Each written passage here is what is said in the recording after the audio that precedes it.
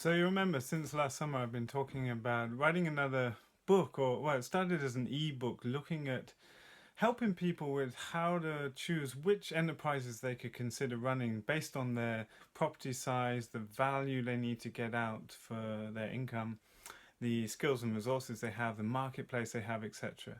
Well, that's turned into a bit of a book project that I've talked about in a few videos, but plans have radically changed. I've taken some time out now to go and finish that book before the spring. So I just want to let you know about that, and you can have input on the book at this stage still.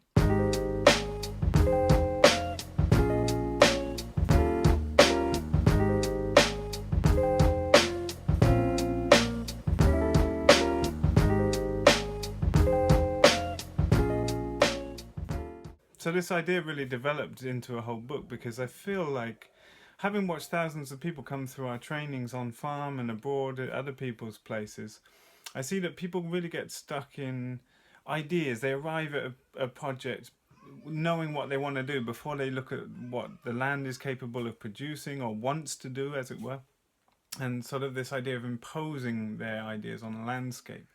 And as a designer for nearly half my life, I'm really interested in how we allow the landscape to, lead us to the appropriate enterprise choices. And I think a lot of people have trouble getting into the scale that they need to run an enterprise at to make it work for a livelihood. And based on all this, I started to put together some ideas last summer, and it's developed into a whole book, which I think will be really helpful for people starting out. And it doesn't really exist in the literature there. And knowing from my own journey, like looking up, say, Joel Salatin's pastured poultry books, and then trying to compare that enterprise with something written 20 years later in a different country by a market gardener, is no way to easily compare enterprises. And that's the strength, I feel, of this book. It's going to compare pastured poultry in terms of layers, broilers, turkeys, etc., tree nurseries, tree crops, market gardens, microgreens, pasture-raised lamb and micro dairies, as well as forest-raised pigs. Look at them all and in a comparative and analytical way to help people get started. So it's going to start by an introduction, looking at why we need regenerative agriculture, what it is, and then it's going to go into why farms typically fail, things that I've, pattern languages I've observed around the world, and then it's going to go into an overall comparison of all of them, looking at things like how friendly is this enterprise for a newbie, what sort of capital investments are necessary, what things are absolutely required, what things ideally you should have, and what things you might have if you want a bit more luxury or simplicity. So like a must, should, could of each enterprise. What sort of daily time you can expect to put in, what sort of additional weekly chores you could put in, how easy it is to market that product typically, how easy it is to store that product, how easy it is to value add that product, how good it is for landscapes, how does it contribute to building soil, how much is the minimum land needed. And what I want to do is put together like a general infographic, like comparing these things. I think it's going to be a really visual book, lots of infographics, lots of images, and I want to break it. So far, this is what I'm thinking, this is what I'd like your input on. I want to scale each enterprise to make a family income here in Sweden. I thought about not putting things in financial terms because obviously that's going to be different for people all over the world, and someone will say, hey, well, broilers looks better where you are than layers, but over here it's the other way around. Of course this is going to be the case, but I think, all the other information is still going to be really relevant. The time needed, the materials needed, the minimum space needed, so that you can really analyze, this is my time, place and circumstance, and this looks like the best enterprise for me. I've got 2 hectares, I've got this much money to invest, I need this much out. Here's 2 things I can really see working. And then you need to go and check it in your own marketplace and time, place, circumstance. But I've been really encouraged to do this by a lot of our followers because it really doesn't exist in the literature out there. And the fact that we have these diverse enterprises going on here means that the value of that comparative analysis is really beneficial because it's all coming from one place. So even if the numbers are different where you live, the relative values are the same, as it were, because it's coming from the same place. So I think it's really cool, and I love the concept.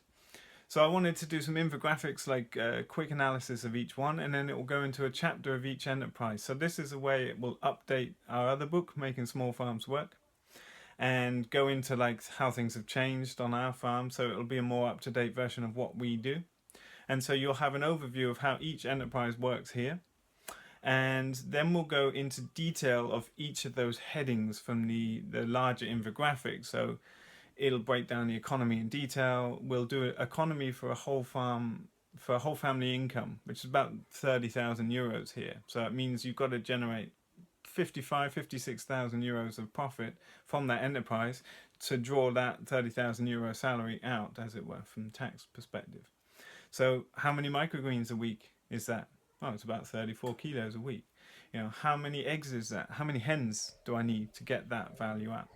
And then, because most of these enterprises work synergistically together, I thought I'll then break it down to a 10,000 euro output. So how many hens do you need for a 10,000 euro output? How many microgreens a week for this, etc. So there's a bit of a, you know, because some people will say, right, I want to start off with one enterprise, nail it, get my income out of that, and then I'll start branching out. And some people will want to start, you know, a couple of things at once. So it will give a comparative scale of like, okay, this is how it goes. So I think that's the way I'll approach it, but I'm open to suggestion. And yeah, so each chapter will go into a lot of detail of the overview of the enterprise, then breaking down finances, the typical daily schedule. I'll put photos and infographics of like the processes we have, weekly and monthly chores that need doing in addition.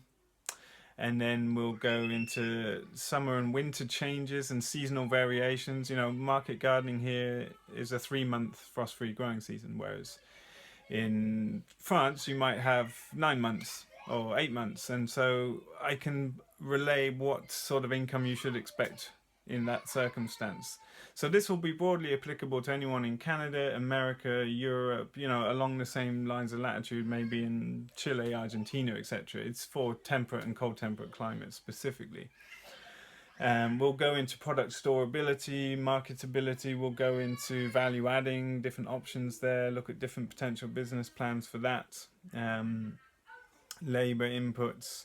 I'll go into, I think, concerns and contextual points because, you know, for example, what did it cost to set up our market gardens? Well, about 24,000 euros, but 8,000 euros of that was building a pond for irrigation and a pump unit. Whereas if you had water from a municipal supply, you wouldn't need to invest 8,000. So those sort of things need contextualizing, because I can also understand which bits are going to be very different in different parts of the world, you know. So I'll do a bunch of contextualization and talk about regulations and concerns. Obviously that will be different country to country, but I think I'll be able to point out the sort of main pattern languages and concerns. We'll go into ecological benefits and how each enterprise can integrate with another one.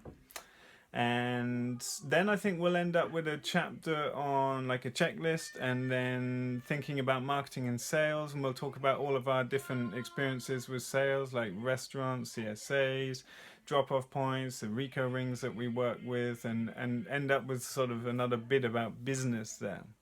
So it's really exciting. I'm working on that, and I've actually booked in about a month. I'm going away for a month to finish the book. I'm working on it every day, but I only get to put in like 1-2 hours maximum a day around all the chores, looking after our family, etc. here.